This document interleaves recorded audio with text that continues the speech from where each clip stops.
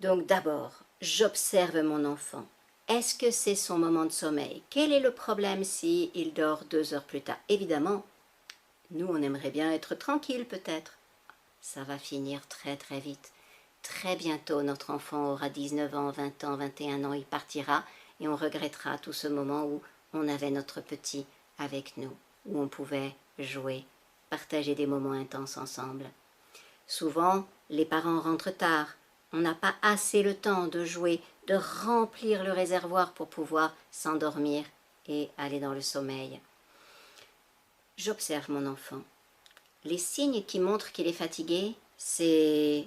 Il commence à se frotter le nez, il commence à se frotter. Voilà, dès que vous voyez les mains arriver vers le visage, toc, je commence le rituel du sommeil. Je m'enlève de la tête les 20 heures. Peut-être que cet enfant qui reste debout jusqu'à 22 heures, eh bien, aurait eu bénéfice à s'endormir à 19 heures ou 19h30. Mais si je la couche à 20 heures, c'est trop tard. Elle a loupé le premier train de sommeil et donc du coup c'est 2 heures plus tard.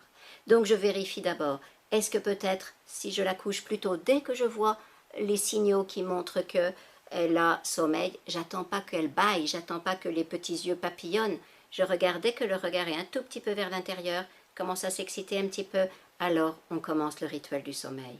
Et alors attention avec le rituel du sommeil, on ne se met pas dans la salle de bain ou avec plein de lumière, non, salle de bain tamisée, parce que l'objectif c'est de permettre à les mélatonines de petit à petit se sécréter et de permettre un endormissement. Donc petit à petit, on rassemble de moins en moins de stimulation, de moins en moins de stimulation, le petit rituel du coucher, mais le rituel ne fonctionne que si c'est la bonne heure pour notre enfant.